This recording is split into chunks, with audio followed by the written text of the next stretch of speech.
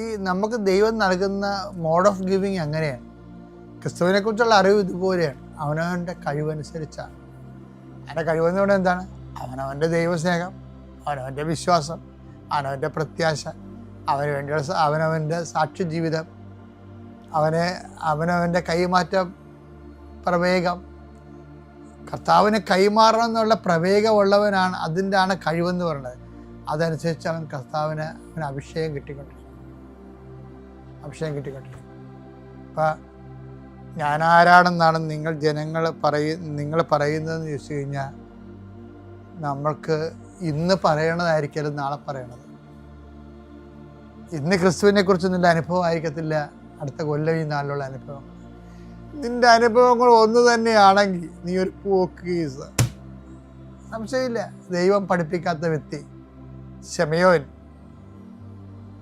മാംസമോ രക്തമോ അല്ല, എൻ്റെ സുഖസ്ഥനായ പിതാവാണെന്ന് എന്നെ വെളിപ്പെടുത്തിയെന്ന് പറഞ്ഞില്ലേ?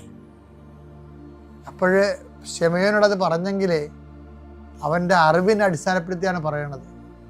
അത് കാലത്തിനൊപ്പം കർത്താവിനെ കുറിച്ചുള്ള അറിവ് അനുഭവവും വളർന്നുകൊണ്ടേയിരിക്കണം. അതാണ് അധികാരത്തിലേക്ക് പോണത്. അധികാരമായി കഴിഞ്ഞാൽ നമ്മൾ പറഞ്ഞില്ല, അനുഗ്രഹം. മനുഷ്യന് ക്രിസ്തു അനുഭവം എന്ന് പറഞ്ഞാൽ ആദ്യ ലെവൽ എന്താണ്? അനുഗ്രഹം. പിന്നെന്താണ്? അഭിഷേകം. അഭിഷേകം കഴിഞ്ഞ അധികാരം. അപ്പം അറിവാണ് ഈ അധികാരം ഉണ്ടാക്കുന്നത്. അപ്പോൾ എന്ത് അധികാരമാണെന്ന് അറിയാമോ? ആത്മാവിൽ അധികാരമാണ്. ഇപ്പം ചില പറയത്തില്ലേ, ഇപ്പം ഞാൻ